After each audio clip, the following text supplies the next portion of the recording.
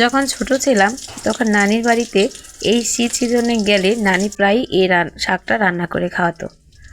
কিন্তু এখন আর সেই শাকটা অনেক খোঁজাখুঁজি করেও খাওয়া যায় না, কিন্তু পছন্দ থাকতো এই শাকটা খাওয়ার জন্য। অনেক চেষ্টাও করতাম এই শাকটা খেতে, কিন্তু পাইতাম না। এই তো ভাগ্যক্রমে এবার আমাদের ছোট্ট একটা সবজির বাগান আছে, ওইখানে কয়েকটা ফুলকপি গাছ লাগিয়েছিলাম। আর চিন্তা করতাম ফুলকপি কবে হবে, একটু বড় হলে এখান থেকে শাক উঠিয়ে নিয়ে যাব আর ওইভাবে রান্না করব। তাই আজকে নিয়ে আসলাম ফুলকপি শাক উঠাতে। কিছু ফুলকপি শাক নিয়ে নিলাম। আর এই ছোট্ট বাগানের মধ্যে অনেক ধরনের সবজি আছে, সাথে আছে লেটুস পাতাও। তাই আজকে ভাবলাম একটু লেটুস পাতাও নিয়ে নেই। আর লেটুস পাতা গাছগুলো দেখতে এত ভাল লাগে, অনেক ভাল লাগে। যাই হোক, বাগান থেকে লেটুস পাতা ও ফুলকপির পাতা নিয়ে আসলাম। এখন ফুলকপির পাতাগুলো ভালো করে ধুয়ে নিব। এই শাকগুলো এত সুন্দর দেখতে, যা ভাল লাগতেছিল, খুবই কচি, এত সফট ছিল, দেখেই মন চাইতেছে যেন সালাদের মতো করে খাই।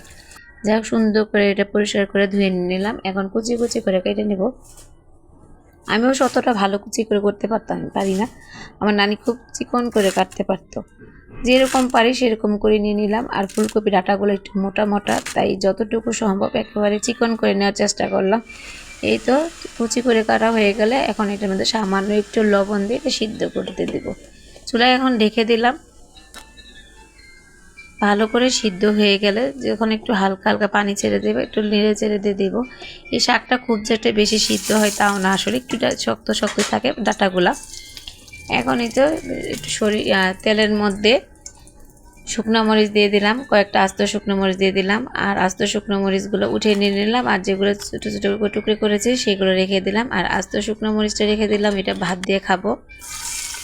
আর পেঁয়াজ এবং রসুন কুচি দিয়ে দিলাম, একটু বেশি বেশি করে দিয়ে দিলাম পেঁয়াজ রসুন কুচি। শাকের মধ্যে পেঁয়াজ আর রসুন কুচিটা একটু বেশি দিলেই ভালো লাগে। এখন শাকটা দিয়ে দিলাম, সিদ্ধ যে শাকটা করেছি সেটা দিয়ে এখন ভালো করে নেড়ে চেড়ে দিয়ে দেবো। এই শাকটার কিন্তু সুন্দর একটা ফ্লেভার আছে, জানি না কে কখনো খেয়েছেন কিনা এই ফুলকপি শাক, কিন্তু এটা আমার কাছে খেতে কিন্তু দারুণ ভালো লাগে।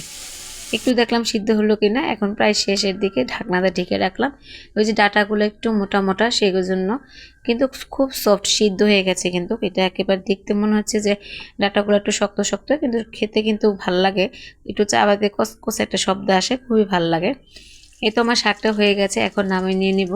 বিশ্বাস করেন, গরম ভাত দিয়ে এই শাকটা খেতে যে কি মজা, আর শুকনা মরিচ ভাজা হলে তার কোনো কথাই না। এটা আমার খুবই একটা পছন্দের শাক। জানি না আপনাদের কেউ খেয়েছেন কিনা, যদি খেয়ে থাকেন অবশ্যই কমেন্ট করে জানাবেন। আর কেমন হয়েছে ভিডিওটা সেটাও জানাবেন। আজকে এই পর্যন্ত, সবাই ভালো থাকবেন। আল্লাহ হাফেজ।